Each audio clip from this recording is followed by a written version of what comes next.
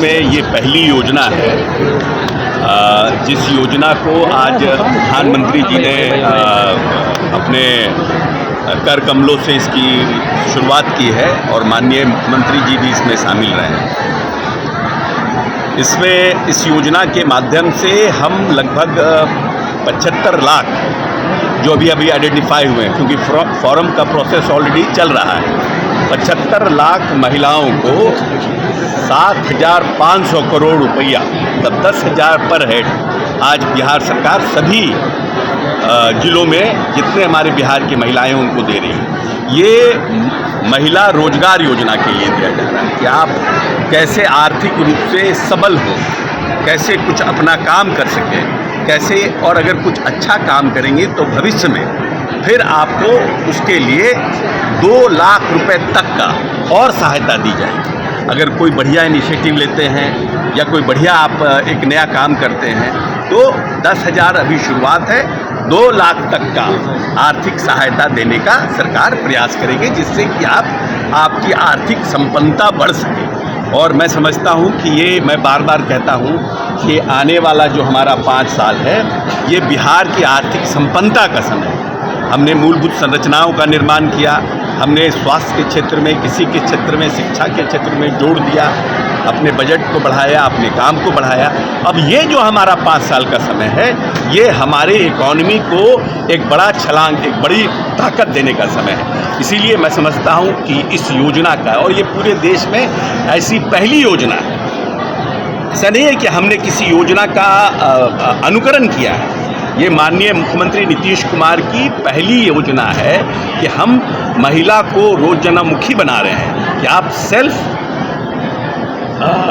Employed हो सकें। तो मैं इसका स्वागत करता हूं और मैं समझता हूं कि जहानाबाद में लगभग अभी तक 1,02,000 लोग चयनित हुए हैं, उनको डीबीटी के माध्यम से ट्रांसफ़र आएगा। सर एक सवाल है, हमने आरोप प्रत्यारोप एक अलग चीज़ है, मैं बार बार कह रहा हूँ। सार्वजनिक जीवन में कैरेक्टर और भ्रष्टाचार ये 2 ऐसी चीज़ है जिसका आरोप बड़े आसानी से लगाया जा सकता है और लोग लगाते रहे। ऐसा नहीं है कि कोई पहला अशोक चौधरी। और हमने स्पष्ट रूप से कहा है कि जिन बातों की चर्चा उन्होंने किया उस पर मैंने लीगल नोटिस दिया है। सर लीगल नोटिस दिया है। लीगल नोटिस में हम आरोप प्रेस के माध्यम से लगाते हैं, आपको कोर्ट में आरोप शपथ पत्र के माध्यम से लगाना पड़ेगा। मेरा जो कल इन्होंने प्रेस कॉन्फ्रेंस किया है वो बाकी जितनी हमारी संपत्ति है वो सब डिस्क्लोज्ड है, वो सब पोर्टल पर है, वो सब हर साल मुख्यमंत्री जी 1 तारीख को हर एक मंत्री से आय व्यय का ब्यौरा लेते हैं, इनकम टैक्स का रिटर्न फाइल होता है, सब चीज़ है, कोई नया चीज़ उन्होंने नहीं बोला।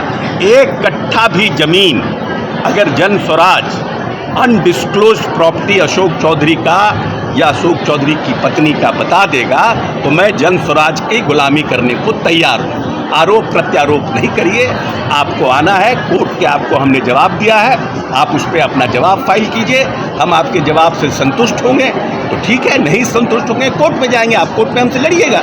कई डॉक्यूमेंट भी सार्वजनिक किए हैं, सब पोर्टल पर है। आप कोई भी जो डॉक्यूमेंट आपने सार्वजनिक किया वो तो आप भी कर सकते हैं, पोर्टल पे जाइए, सब उपलब्ध है। कोई नया चीज़ किए हो तब ना, कोई नया चीज़ बताएंगे तब तो। उनका कहना है कि 100 करोड़ की ज़मीन कम लागत में खरीद ली है। भाई तो उसको प्रूफ करें ना, हम तो बोले हैं लीगल नोटिस दिए, प्रूफ करें। आप नोटिस भेज रहे हैं रोज नए तब अच्छा अब आप बताइए, मीडिया ट्रायल करें कि कोर्ट का ट्रायल फेस करें, which is better, media trial और कोर्ट ट्रायल? सर आपके पार्टी का लोगों का कहना है कि वो नटवरलाल प्रशांत किशोर के आरोप के बाद आपका एक वीडियो वायरल हुआ जो आप बड़ा कीर्तन गा रहे हो, उसमें आपका मसल्स दिखाया जा रहा है, क्या ये इंडिकेशन है क्या? 2 साल पुराना है। आखिर क्यों देने लगे मंत्री जी सफाई? जी हाँ, नमस्कार, आप देख रहे हैं सिटी पोस्ट लाइव, मैं हूँ सृष्टि राज। बिहार सरकार में मंत्री और जहानाबाद जिले के प्रभारी मंत्री अशोक चौधरी ने अपने ऊपर लगे आरोपों का सफाई देना शुरू कर दिया। क्या है ये पूरा मामला और आखिर कार्यक्रम किस चीज का था और उन्होंने बात किस चीज की करने लगी, इसके ऊपर विस्तार में जानकारी देंगे। Managing editor Mukesh Kumar Singh. तो सर क्या था पूरा मामला? देखिए सृष्टि जी, बिहार सरकार के कैबिनेट मिनिस्टर हैं अशोक चौधरी, पावरफुल मिनिस्टर हैं और नीतीश कुमार के बेहद करीबी हैं। जहानाबाद जिला के प्रभारी मंत्री भी हैं। आज ये कार्यक्रम में शिरकत करने के लिए जहानाबाद पहुंचे थे, जहां उन्होंने जो वहां लोग उपस्थित थे उनको एनडीए के कार्यकाल में जो कामकाज हुआ है उसको लेकर के लोगों को जानकारी दे रहे थे कि हमारी सरकार ने ये किया वो किया, यानी तमाम सारी वह उपलब्धियां, तमाम कामयाबी और तमाम योजनाएं जो बिहार सरकार ने इस बीच में देखी हैं कि लगातार नीतीश कुमार ने कई बड़े बड़े तोहफे दिए हैं, महिलाओं को दिए हैं, छात्र छात्राओं को दिए हैं, कई तरह की योजनाएं ऐसी दिए हैं जिसका इंतजार लंबे समय से यहाँ के लोगों को रहा है। और इन योजनाओं का निसंदेह चुनाव में जो है लाभ लेना मकसद है और नीतीश कुमार ने वही किया है। चुनाव से पहले आप क्यों इतनी योजनाओं को लोगों के बीच में तोहफों की तरह बांट रहे हैं, तो यह एक अलग मसला है। लेकिन मंत्री अशोक चौधरी ने सरकार के कामकाज के तमाम जितने भी संग्रहण किए हैं उपलब्धियों को, उसका ब्यौरा दे रहे थे। और इसी दौरान ब्यौरा दे रहे थे तो इसी दौरान बहुत पत्रकारों की भीड़ भी होती है। आजकल देखेंगे कि आप पत्रकार की संख्या बहुत ज़्यादा हो गई है, यूट्यूबर्स भाई भी हमारे बहुत हो गए हैं या बहनें भी बहुत हैं, तो उन्हें घेर लिया और उन लोगों ने सवाल करना शुरू कर दिया। क्योंकि मंत्री का कार्यक्रम कुछ और था और आलम कुछ और हो गया वहाँ का। जो प्रशांत किशोर ने आरोप लगाया है अशोक चौधरी पर, उसी आरोप को लेकर के सवाल वहाँ पत्रकारों ने पूछा, तो अशोक चौधरी ने बेहद एक ऐसा तरीका जो अमूमन मंत्रियों को नहीं अपनाना चाहिए, वे सफाई देने लगे कि हम पर जितने आरोप लगाए गए हैं अगर वो सही साबित हो जाएंगे तो वे जनसुराज की गुलामी करेंगे। तो हमें आश्चर्य लगा है इस बयान को सुनकर के कि आरोप आप पर लगाए गए हैं लेकिन साबित तो नहीं हो गए, आप इस तरीके से सफाई क्यों दे रही हैं? मैं आपसे पूछ रहा हूं कि आप पर कोई अगर मामला है तो आप इस तरह से सफाई क्यों दे रही हैं? काउंटर करिए ना उसका, या आप अगर गलत हैं तो स्वीकार कर लीजिए। आप आइए, पब्लिक डोमेन में आइए, आप पत्रकारों के सामने आइए, आप पर आरोप लगे हैं, आप कह दीजिए ये सारे आरोप सही हैं, फिर प्रक्रिया कोर्ट की या पुलिस की जो है वो पूरी कर ली जाएगी। तो आरोप आप पर लगे हैं, आप साधारण शख्सियत नहीं हैं। बिहार सरकार में आप कैबिनेट मिनिस्टर हैं और कैबिनेट मिनिस्टर पर कई तरह के आरोप लगे हैं। पैसे 200-250 करोड़ का मामला है, ज़मीन की खरीदारी है, कई तरह के मामले हैं। तो प्रशांत किशोर ने कड़ी दर कड़ी जो है उन पर आरोपों की झड़ी लगाई है।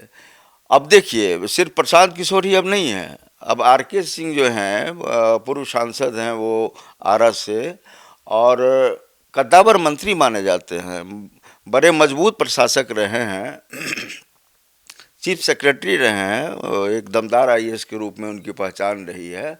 तो आरके सिंह की हार हो गई थी 2024 में, पवन सिंह काराकाट से खड़े हो गए थे तो उपेंद्र कुशवाहा वहाँ हारे और उसी का परिणाम शाहाबाद इलाके में भी देखने को मिला, जो आरके सिंह की हार हो गई।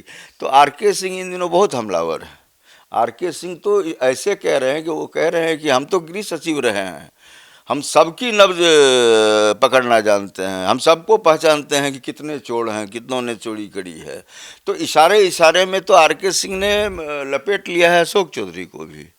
वे अगर हमलावर हैं तो अशोक चौधरी भी निशाने पर हैं। तो प्रशांत किशोर जिस तरीके से हमलावर हैं अशोक चौधरी पर, और कटघरे में दिख रहे हैं अशोक चौधरी। आपने सृष्टि जी देखा है कि पिछले दिनों प्रवक्ता जो हैं जदयू के नीरज कुमार, वे लगातार हमलावर नहीं थे, बल्कि उनका कहना था कि अशोक चौधरी सामने आए और बिंदुवार जवाब दें।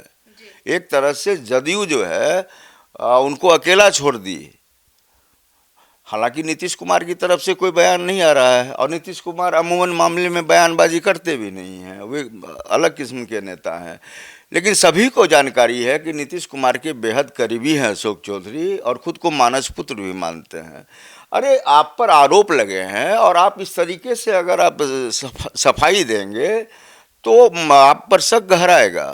वो कह रहे हैं कि हम गुलामी करेंगे, तो ये बिल्कुल जो है लेफ्ट फुट पर आ जाना। और एक बात और मैं सृष्टि जी आपके माध्यम से दर्शकों को कहना चाहता हूँ कि अशोक चौधरी नामदार मंत्री और उन पर इतने सारे आरोपों की झड़ी, और ये बार बार पत्रकारों के साथ जाते हैं और इस तरीके की बातचीत करते हैं, उनको क्या ज़रूरत है इतना मीडिया को फेस करने का? ये मीडिया ट्रायल की चीज़ ही नहीं है। आप पब्लिक डोमेन में आपको जो बोलना है बोलिए, लेकिन आप तो पत्रकारों को ही कहने लग रहे हैं कि हम पर अगर कोई आरोप है तो सिद्ध कर दीजिए, हम गुलामी करेंगे।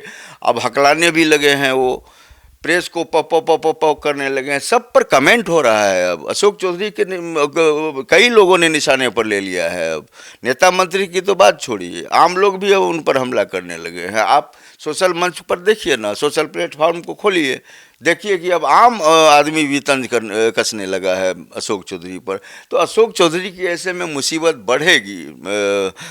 मैंने सृष्टि जी, अशोक चौधरी को परहेज करना चाहिए। अगर आप जवाब देना चाहते हैं ना, तो आप कोर्ट के जरिए दीजिए, पुलिस के जरिए दीजिए। आप इतना ज़्यादा उतावले क्यों हो रहे हैं यह बताने के लिए कि आपने चोरी नहीं की है?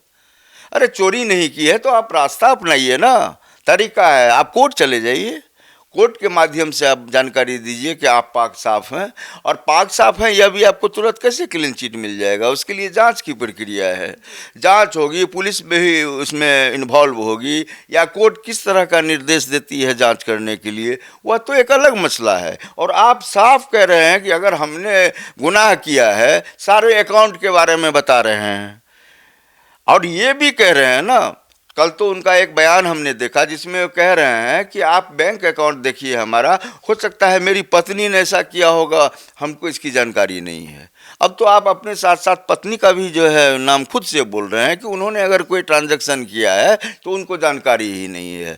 तो सृष्टि जी, आप प्रशांत किशोर को ही नहीं, तमाम ऐसे नेताओं को मौका दे रही हैं जो आप पर हमला करना चाह रहा है। तो आप तो अशोक चौधरी, आप क्यों इस तरह से बावले हो रहे हैं? सृष्टि जी, आप हमें बताइए, पत्रकारिता के जितने ही वर्ष आपने गुजारे हैं, आपने देखा है कि आरोप का इस तरीके से आगे आकर के सफाई देने का भी तरीका होता है। हम ताल ठोक कर कहेंगे कि हमने यह काम नहीं किया है, और ये कह रहे हैं कि अगर आप साबित कर दीजिएगा तो हम आपकी गुलामी करेंगे। अरे भाई, आप उनके भरोसे क्यों हैं?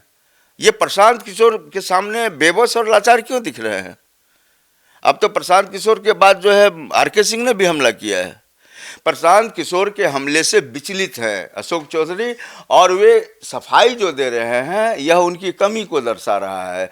अब दाल काली है या पूरी दाल काली है, इसको तो देखने में थोड़ा वक्त लगेगा, लेकिन कमज़ोर दिख रहे हैं अशोक चौधरी, बेहद कमज़ोर दिख रहे हैं।